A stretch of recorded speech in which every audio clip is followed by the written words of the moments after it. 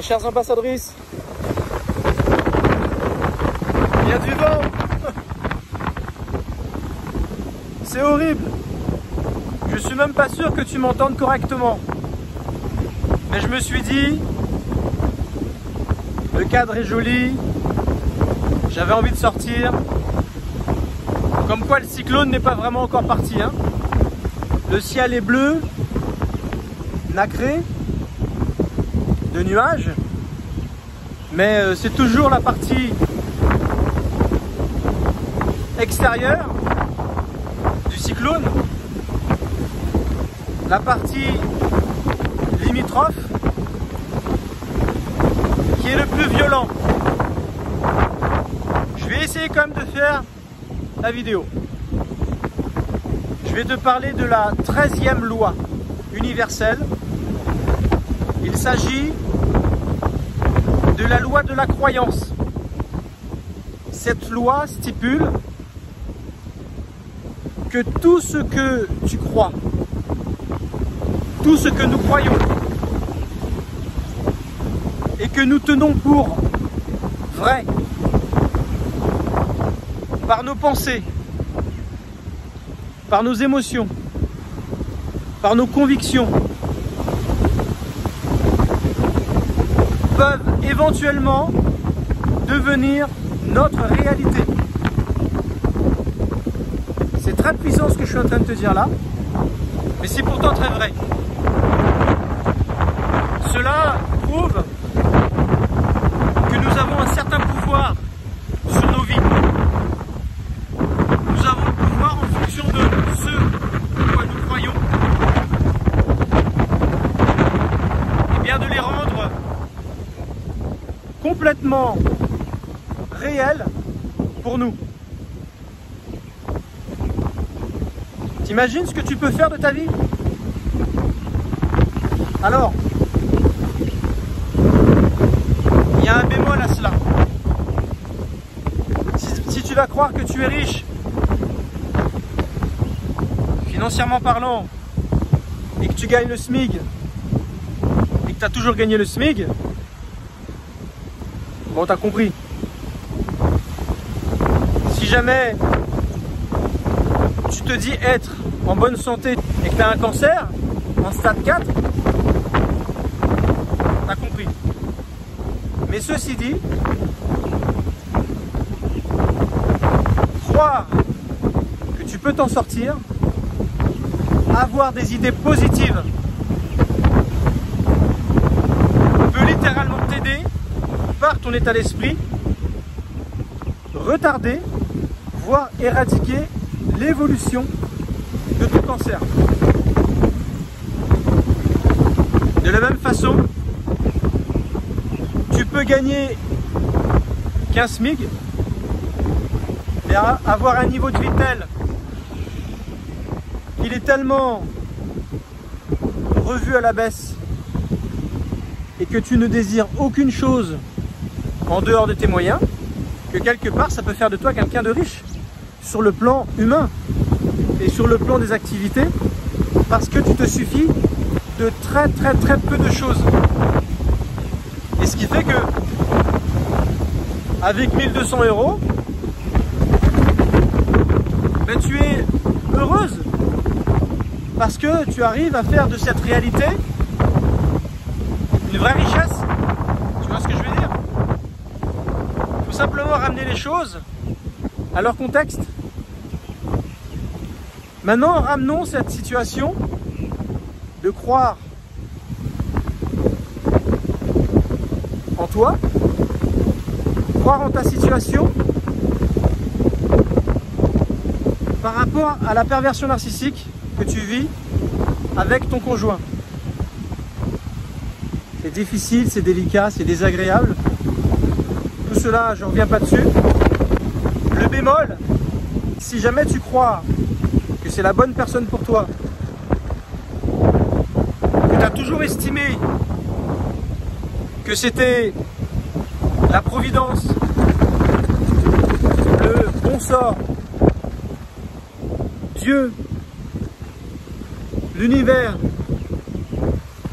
ou la petite fée qui t'a donné cet homme et que tu n'en démords pas, tu estimes que c'est la bonne personne pour toi malgré toutes les misères qu'il te fait vivre, malgré la méchanceté, malgré la manipulation, malgré le chantage, les insultes, les coups, tu aurais tort de t'acharner.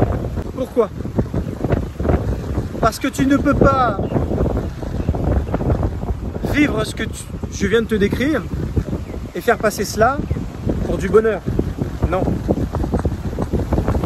Si jamais tu as perdu ta joie de vivre, si jamais tu souffres, moralement, mentalement, physiquement, émotionnellement, psychologiquement parlant,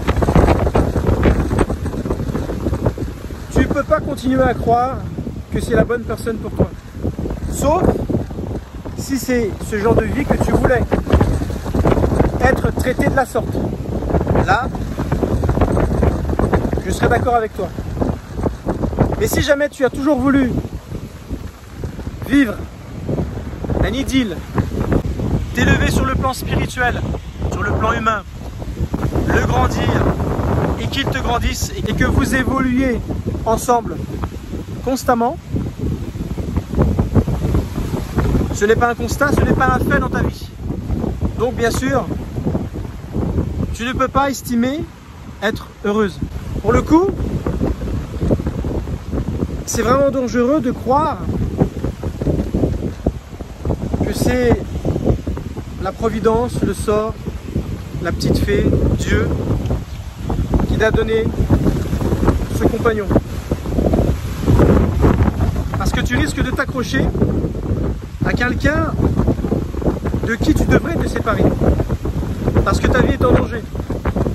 Mais maintenant, si tes croyances te font ouvrir les yeux en ce que tu comprends à quel point tu es en danger et qu'il faudrait que tu te sépares de cette personne et que tu arrives à croire qu'effectivement, si tu ne fais pas ce qu'il faut, ça risque de devenir dangereux pour toi, ça risque de s'envenimer avec le temps, ça risque un jour de t'être fatal, eh bien tu aurais tout à fait raison d'y croire et de mettre tout en œuvre pour pouvoir te séparer de cette personne. En fait, peu importe ce qui t'arrive dans ton couple, mais sache une chose, si jamais tu constates que c'est un pervers, une perverse narcissique, et que depuis tu souffres, eh bien tu aurais raison de croire à changer ta situation rapidement parce que sinon elle va s'empirer tôt ou tard. Ces personnes-là ne changent pas. Au contraire, ils ne se bonifient pas avec le temps, malheureusement.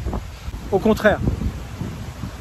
Et le jour où tu vas tomber malade gravement et que tu vas annoncer que tu es dans un stade d'évolution d'une maladie, tu peux être sûr que c'est là, à ce moment-là, qu'ils seront prêts peut-être à te délaisser, à ne plus du tout faire un cas de toi, alors que jusqu'à présent, ils étaient toujours là à t'empêcher de prendre ton indépendance, à partir, à constamment être dans tes environs, à te rendre la tâche difficile. Là, bizarrement, ils arriveront à te faire comprendre que, ben, voilà, si tu as des enfants, ça sera plus délicat. Mais le petit plus de cette loi, c'est que ça te permet d'ouvrir les yeux sur ta situation, de croire réellement que tu es en danger et que ça va s'envenimer. Mais tu peux croire que tu vas tomber sur le bon un jour. Et c'est véritablement à ça que je t'invite à faire. Croire que si jamais tu es une bonne personne, n'essaie pas de te dire que ce n'est pas pour toi, que tu as passé le coche, que tu es trop âgé pour pouvoir trouver l'âme sœur. Il n'y a pas d'âge pour tomber amoureux, pour tomber amoureuse, et il n'y a pas d'âge pour refaire sa vie. sache-le. Il y a des gens du haut de leurs 70 ans, ils se remarient. Alors c'est sûr, tu ne feras plus les mêmes calipettes que lorsque tu en avais 20.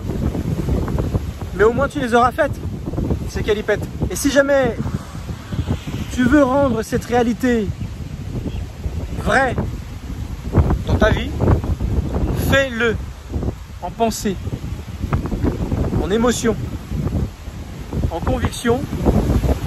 Et cette croyance va devenir une loi de l'attraction, véritablement. En tout cas, si tu es une bonne personne, la loi du karma, la loi de la compensation jouera en ta faveur tôt ou tard. Voilà pour quelle raison je t'invite à croire à cette loi de la croyance en amour, de véritable amour pour toi. Et par contre, ouvre les yeux pour te défaire de cette situation toxique que tu peux vivre actuellement. Merci de m'avoir écouté. J'ai essayé de m'adapter par rapport au vent. C'était pas agréable. J'ai un petit peu la gorge sèche. Merci de me laisser un petit commentaire. Je te souhaite beaucoup de bonnes choses et je te dis à demain pour la prochaine et dernière loi. Ciao.